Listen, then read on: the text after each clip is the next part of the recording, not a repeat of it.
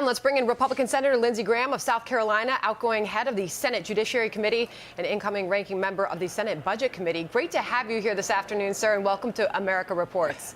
Thank you.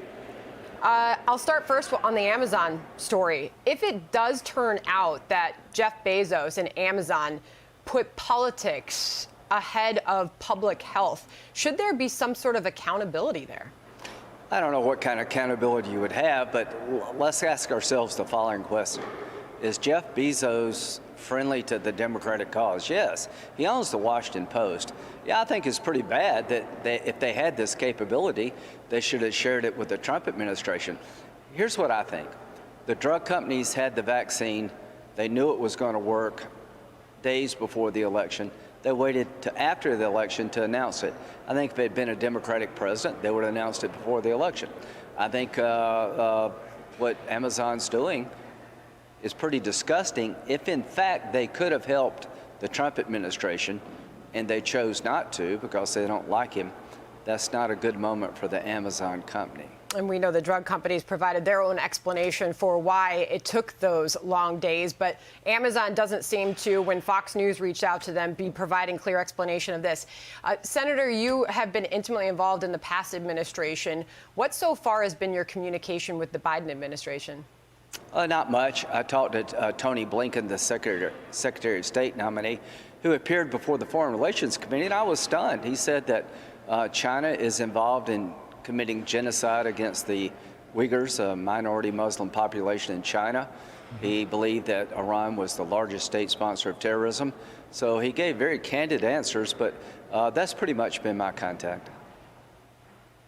Senator, let's move on to impeachment, because it looks like an article of impeachment will at some point be going over to the Senate from the House. Nancy Pelosi saying earlier today that it would go over, quote, soon, and also saying this about calls to not have a trial in the Senate. Listen here. I don't think it's very unifying to say, oh, let's just forget it and move on. That's not how you unify. You're going to get a get out of jail card free because people think we should make nice and forget that people died here on January 6th. Obviously, Senator, what happened there in the Capitol building on January the 6th was horrific, but now we've moved on to a new administration to go back and try to have a trial in the Senate purely for the reasons of making sure that President Trump can't run again for federal office. Is that worth potentially jeopardizing this grand unity that President Biden is trying to achieve, or at least says he's trying to? Well, that'd be up to Nancy Pelosi. If she sends the articles over, under the law as it exists today, the Senate will drop everything and we'll move to a court of impeachment. And my hope is that we will do this quickly if the articles come over. It shouldn't be drug out. There's not a whole lot of facts to be discussed. You know what happened. You can make up your own mind. I think the unconstitutional argument is persuasive.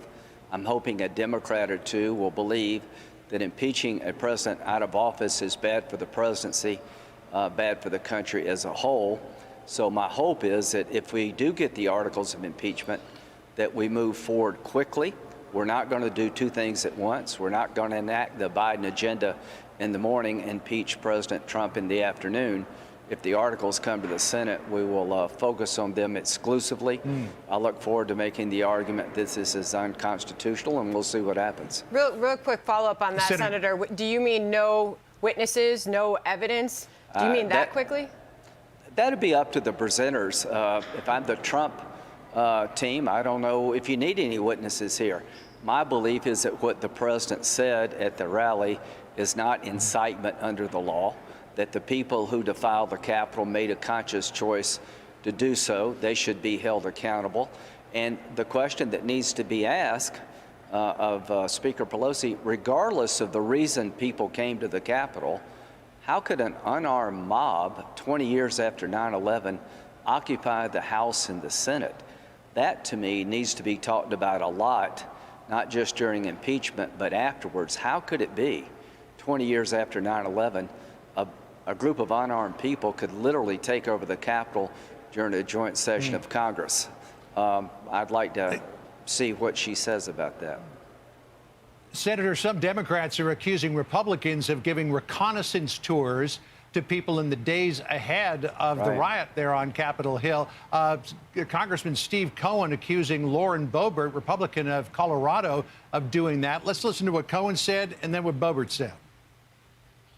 We saw Congressman Boebert taking a group of people for a tour. Now, whether they were people that were involved in the insurrection or not, I do not know. These claims are just ridiculous. It's part of a laundry list of conspiracy theories that the Democrats are heavily involved with. Congresswoman Boebert, Senator Graham says that she was showing family around, and Congressman Cohen, you can barely hear him there, but he says whether these were people that were involved in the insurrection or not, I do not know, yet they're throwing these accusations around. Yeah, Congressman Cohen from Tennessee has been a very destructive voice in all of this. He basically accused every white member of the National Guard of being a Trump supporter that had to be checked out in terms of their ability to defend the Capitol. I want to thank the National Guard and all those who made the inauguration safe and flawless. If I were her, I would sue the guy for slander and make him give a public apology. I can't think of a worse thing to say about a fellow American than they were in on the effort to defile the Capitol. Senator, I would never say that unless I had really rock solid proof.